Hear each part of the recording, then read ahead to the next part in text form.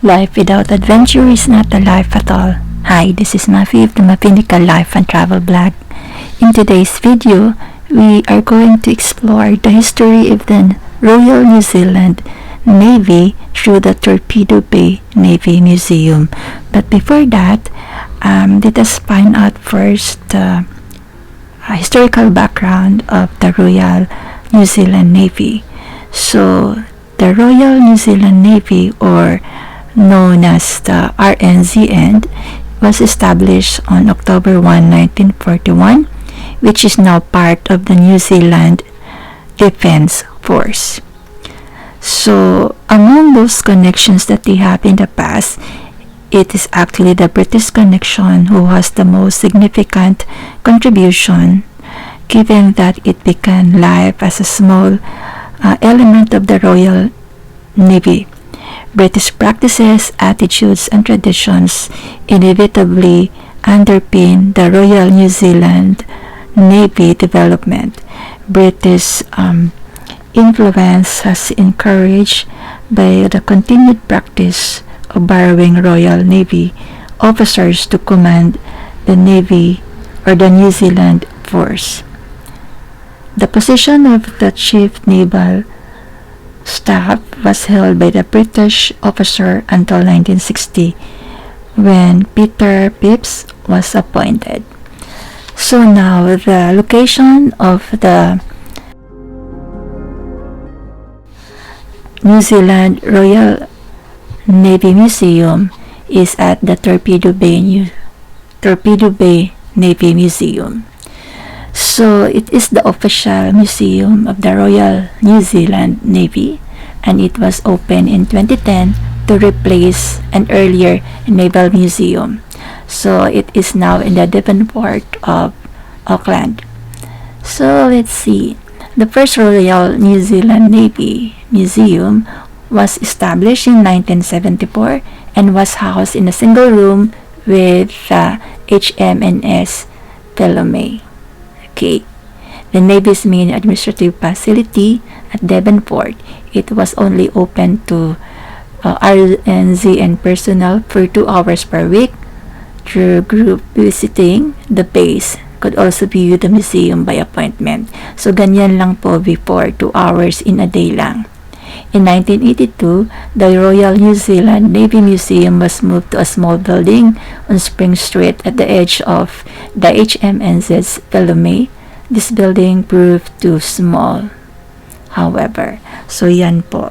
So tingnan naman po natin, sa makikita nyo sa background, there are different collections in the museum. So by collection, it has the photographs, the oral stories, the ships, the ship items, the artefact, which are unpacked, clothing, medals, decorations and awards, places, arts, and ephemera. So by theme naman po, it will be the pre-World War, World War I, interwar years, World War II, post-war, 1970, and 1970 up to today. And then customs and traditions, aviation, technology, and weapons. So makikita nyo po kung gaano po na shape po ang Royal New Zealand Navy through the museum. Kasi makikita po natin kung paano po siya nag-umpisa, paano siya nakipaglaban with different countries around the world. So makikita nyo po dyan na maraming flags po ang nasa itaas ng ship na yan. Yan sa video na yan. As you can see, different flags po. Ayan. So, ma-imagine po natin kung gaano kahirap ang pinagdaanan po ng Royal Navy New Zealand para po ma-gain po nila ang kanilang goal. Ayan. So, makikita nyo rin po photographs ng mga nag-command doon sa Navy. And also, even po yung mga personal items po nila, like yung uniform po na yan, na naka-feature po dyan. Yung kanilang hats, yung kanilang mga personal belongings, na kung saan, mai-imagine nyo, ito yung mga isinuot ng mga Navy noong araw. and then countries kung saan po sila nakipaglaban. Ayan. Okay. So, marami pa pong iba, and then different ships po na makikita nyo, and different forms, different sizes, and even po yung mga ginamit nila. Ayan. So, ayan po. And then, ito po, one of the ships. So, I think several of those actually are, nag-evolve na din po yung ships po nila. Okay. So, as we roam around the museum, marami po tayong makikita na nagsisignify po nung past po or nung history po ng Royal New Zealand. And even po yung mga diaries nila, katulad po niyan na makikita nyo. Ayan. Okay. And then yung first aid po nila na ginagamit during those times. Ayan, yung medals, rifle,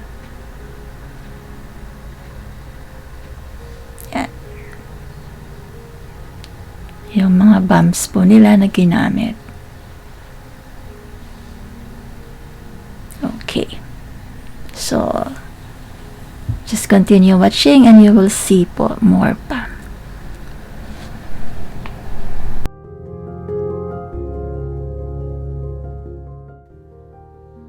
Okay, and then in this room, you will see po saan po natutulog yung mga Navy during those times. So, yun po yung kanilang room. And then yung mga uniforms na sinusuot nila.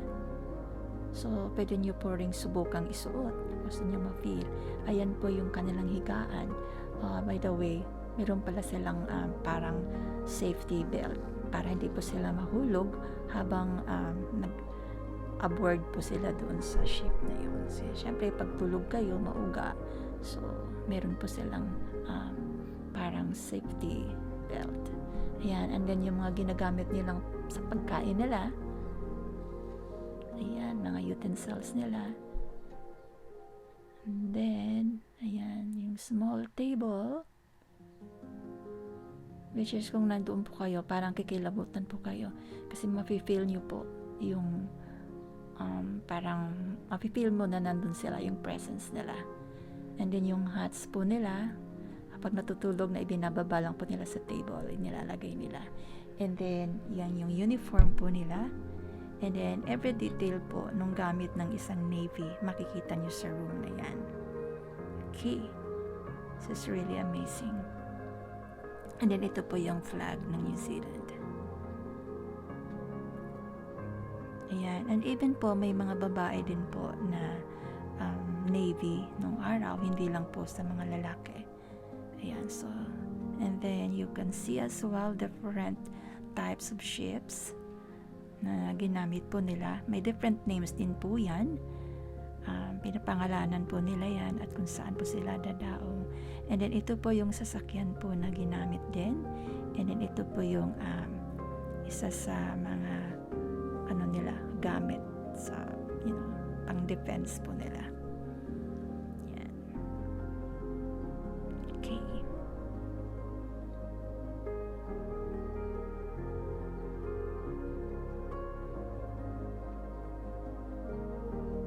So yan, machine guns and also itong sasakyan po nila. Yan. This is really amazing.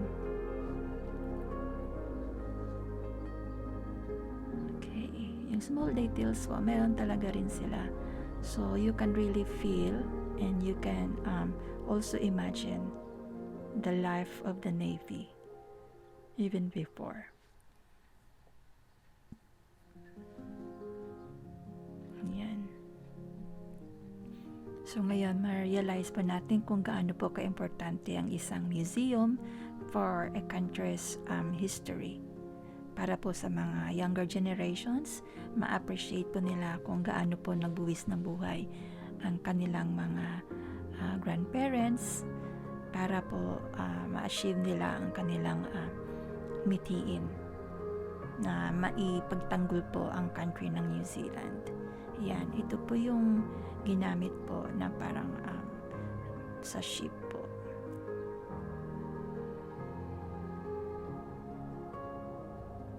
Ayan. And even po yung logbook po nila, nandyan pa rin. So, makikita nyo po siya. Okay.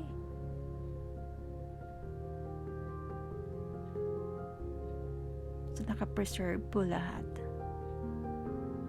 And then, nilagay nila sa isang place na kung saan makikita ng lahat. Hindi lang ng mga New Zealanders, but then also po yung mga visitors or mga tourists na magbibisita dito sa New Zealand. I think just like in the Philippines, we also have those museum.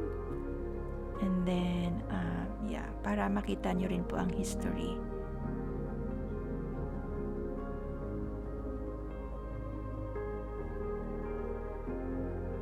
Okay. And then there's also a space or a room wherein you can see a video. Video naman po siya ng mga paano nakipaglaban ang mga Navy doon po sa kanilang mga yung mga yung mga kalaban nila na pumupunta sa New Zealand or even them going out of New Zealand. So, makikita po natin or makikita nyo when you go there na mayroong isang place para dun sa video. So, parang movie siya. Okay. And with this vehicle po na sinasakyan po nila, you can see po na until now, meron pa rin pong ganitong klaseng sasakyan. Open lang po siya para madali pong bumaba yung mga nakasakay po dyan ng mga Navy. Okay.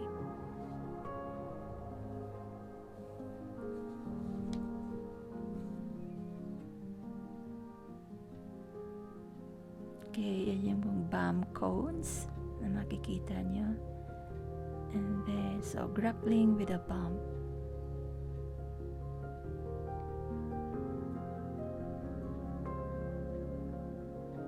So, madami po talagang pictures or photos na makikita natin na magsasabi po sa atin all about the history and even yung pre-war po and then yung up to 1970 and the present times. So, medals po nila. Yan, makikita nyo din. Which really is a national treasure. Yan po yung uniform. Mapansin niyo po sa uniform nila makapal kasi nga po malamig. So malamig po yung country, malamig din po sa dagat. So you need to have a thicker uniform para to keep you warm. Especially po sa mga Navy na nasa dagat. So malamig po talaga. So ayan po, Vietnam. So, iba-ibang countries po yan. So, tingnan natin. Keeping the peace. Ayan. So, sila po yung nagpapanatili ng kapayapaan. So, kung sino mang gustong pumunta sa New Zealand, dadaan po muna sila sa Navy po. Kasi sila yung nagbabantay sa karagatan. So, the tragedy of Cambodia. It actually tells really a very interesting story. So, yeah. And I think for those historians po, yung mga nag-aaral ng history, well appreciated po nila yan at memorize po nila yung kwento po na yan. So, the deep freeze, yan po sinasabi ko, talaga naman pong napakalamig. Malalim po ang lugar, ang dagat, so talagang malamig. So, endeavor po nila.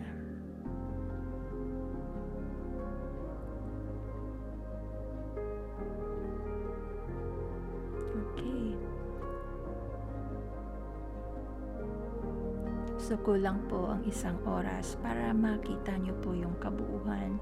I mean, for you to really internalize maybe, even the photos, the replicas, yung mga ganyan po. Mas maganda po siya kung medyo magtatagal po ang iyong pag-visit para mas makita mo at maisip mo kung paano siya nagdudugtong yung mga history from one time to another.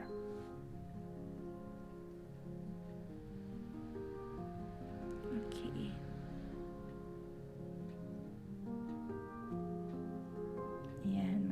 photographs po nila.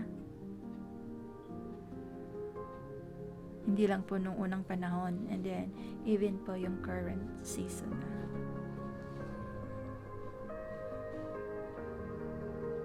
Ayan.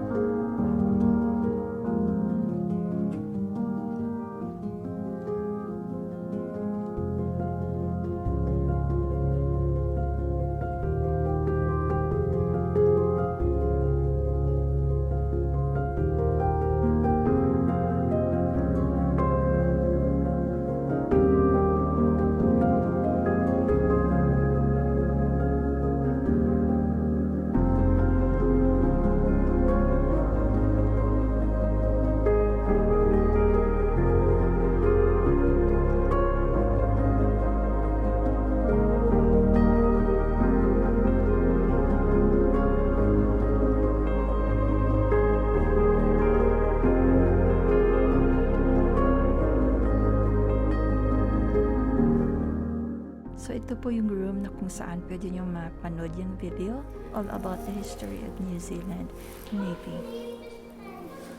And for those students who also want to learn, ayan po siya dyan. And then it actually also influences or maybe inspired the younger ones to become a Navy.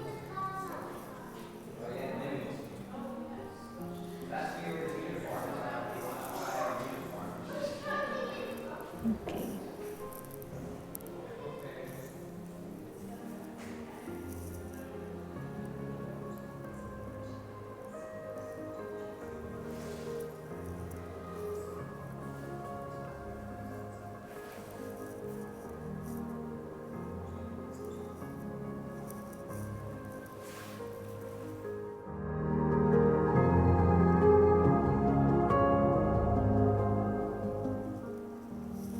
Alam mo, makaka-copyright yan.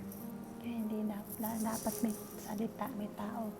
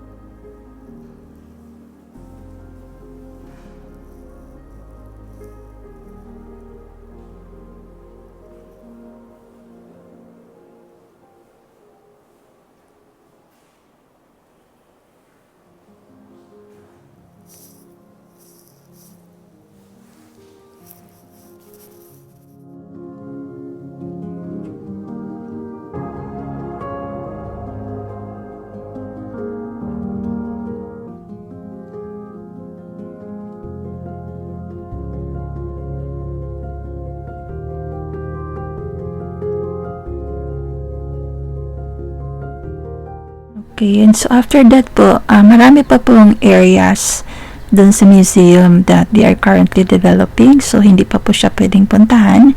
But then, you can see rin po sa labas na makikita nyo dyan. May malaking parang LSE. And then, ayan po. So, in the future po, pwede na po rin siyang puntahan. But at the moment, closed po siya for improvement or development. So, thank you for watching this video. Have a nice day.